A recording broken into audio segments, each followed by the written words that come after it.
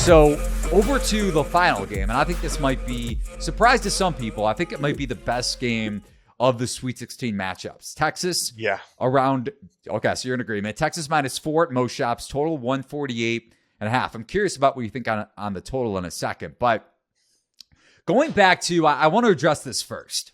This is a prime example of shot quality. I got a lot of tweets yesterday at me saying, well, because you go back to the Penn State game and Penn State, Texas, round of 32. Penn State, I believe, shot 8 of 28 from 3. Something like that. Yeah, it wasn't great.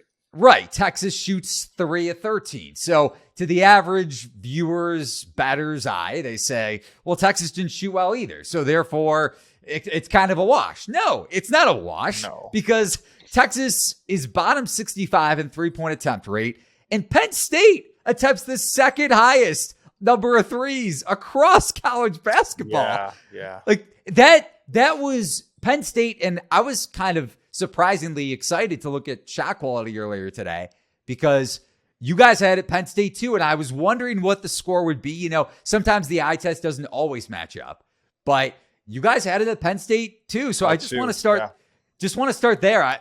Penn State should have won that game. Yeah, no, I really think they should have. And big shout out to Jalen Pickett, another great JP out there, actually, who, big shout out to Siena. I'm a big fan of that school. We have a Siena former coach in our ranks over at Shot Quality. So Nice. Big Siena fans over at SQ, big Jalen Pickett fans. Of course, that COVID year for Siena would have just been something so awesome if they actually got to go to the tournament. That team was dominant. But this is a really interesting spot because Texas let Penn State do what it wanted in terms of getting that number of threes up. But of course, sometimes the Cats come home on the variance and you just don't hit a couple big shots and all of a sudden your season's over. That's college basketball for you. So, but what it does allow for us to do is maybe like get a look at the idea that Texas isn't exactly going to stop what we're going to see Xavier try to do. And Xavier has been a really good shot selection team. They do everything very well on offense. And if Penn State was able to get what they wanted, I really do feel like Sean Miller and Xavier will get what they wanted too. And you and I talked about it right before we came on, and I'm sure you're going to have comments on it here. Coaching this is maybe one of the prime examples of coaching. We saw it maybe hurt Kansas with, Coach Self healing up right now. Hope he's definitely doing better. Obviously, there are bigger things than basketball, but this is a spot where the coaching and I mean, look, Texas is still a really experienced team, so maybe they can overcome it with some of the age and experience they have on this squad. But I do think this is a great spot to take the points against Texas. I do think this is, again, really close. I like Texas to advance if you wanted me to choose a side to advance, but I do think the points are a little too valuable here to pass up on. I will most likely be on Xavier.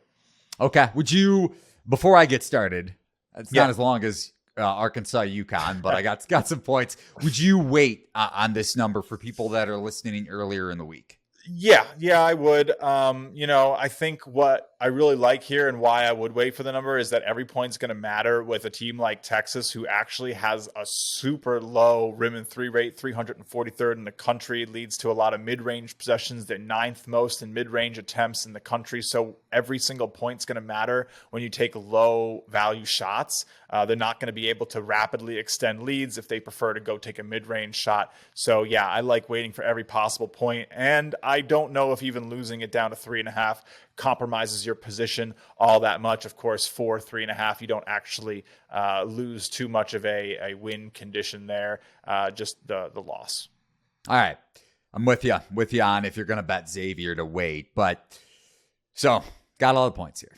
Sorry, Justin. Let's go. Let's hear it. Last game. Break it down. Last game, Eli. Let's go. Last game. Got to hype myself up. So you mentioned the coaching, man. It is like everything comes down to matchups. And obviously the number too is important, where a number is sitting at. It's not just matchup oriented. I think Indiana, Kent State is a prime example of that. When we broke down the game, and shout out to you for betting Indiana on the open, I believe, when it closed a point or so lower. And Indiana was in control of that game from the jump. And just because the matchup kind of favored Kent State doesn't mean that the number is right. And I kind of adjusted my thinking throughout the week when I was looking at Indiana's ability to break the press and score on fast break.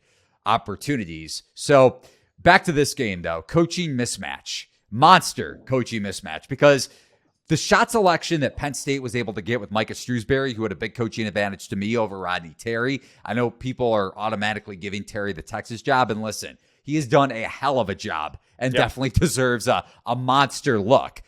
But this is a horrible matchup if Sean Miller is able to take advantage. And Sean Miller, I know people might have forgotten the name because he was out of college basketball, for a year. But when you go back to Arizona and Duke, when I think it was Derek Williams, and this is Arizona Coach K, I don't remember what the line closed at, but Sean Miller, Sweet 16 matchup, had 4 or 5 days to prep for that game. And Arizona, were they in control of that game throughout? Or I feel like, it was like one of those late game melts, and like Duke just snuck by at the end, right? No, Arizona won. Oh, they did? Okay, this was, this is probably before I was super deep into it. This was a few years back, right? Yeah. Yeah, this was, let me pull it up here. This was 26, no, not even. This is before that, 2011, the year after Duke won it all. I think I was still too much of an NBA fan at that point. Okay. Gotcha. No, fair enough. But it's a very similar comparison. And Arizona lost to UConn, a close game in the Elite Eight. Kemba Walker obviously had a big shot in that one down the stretch. When we talk about contested shot makers, the great ones, Kemba Walker definitely comes to mind. But Arizona won by 16. Derek Williams dominated. Arizona dominated that game in transition.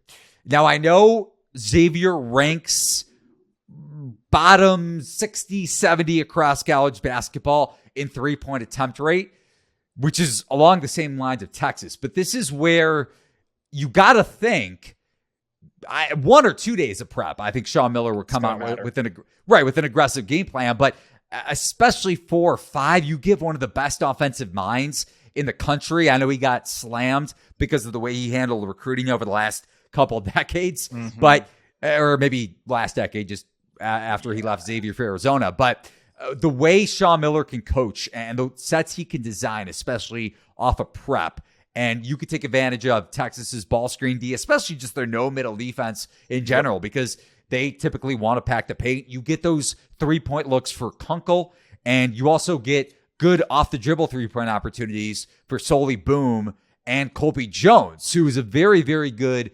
two-way player. Wing is really coming to his own at that end of the floor after what we saw him do in the NIT. And as good as Dessou was against Penn State, I think Nunge is going to have an offensive advantage. Number one, because of size, and also because Dessou is exploitable in the low post defensively. I know Texas has a really good block percentage, and overall their 2-point defense is good, but Nunge has the post-up size mismatch against Dessou, and I think he'll be able to score efficiently enough where you get some of those open 3-point looks, especially if Xavier is able to get their fair share of transition opportunities. Now, defensively, Xavier is still, top 50-ish, which isn't great when you think about adjusted defensive efficiency since Zach Fremantle went down. They've been better because Jerome Hunter is a better defender, but still not great when you think about Texas's ability to exploit Xavier, especially in the mid-range with Carr and Timmy Allen.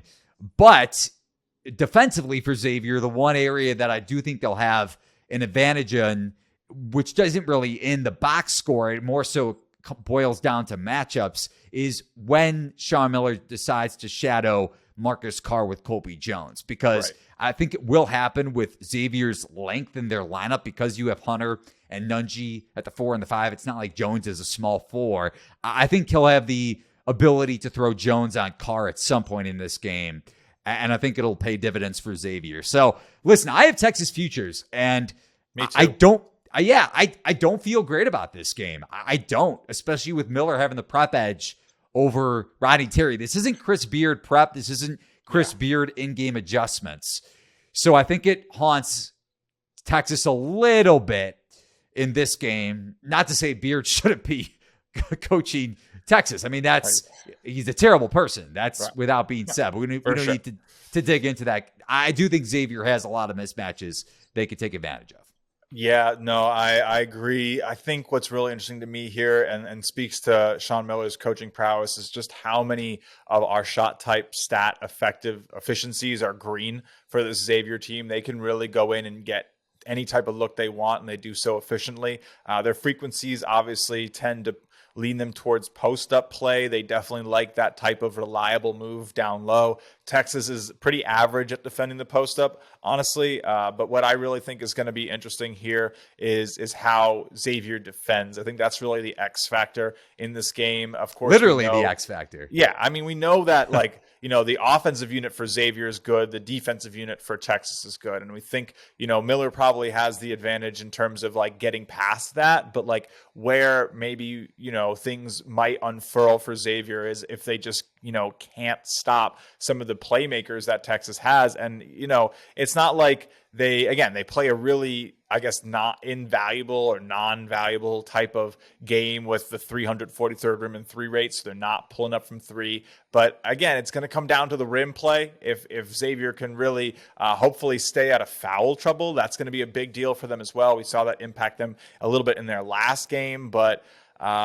rim play for Xavier's defense is really my X factor here. I do think taking the points is the way to go. I will be taking the money line to protect a little bit of my future value there, sitting on a 30-1 myself. So should be a great game, great nightcap for Friday night. But yeah, lean points. And honestly, I think, we're projecting this to be 72-66. Should be an interesting total. I'm not too sure what I would play there.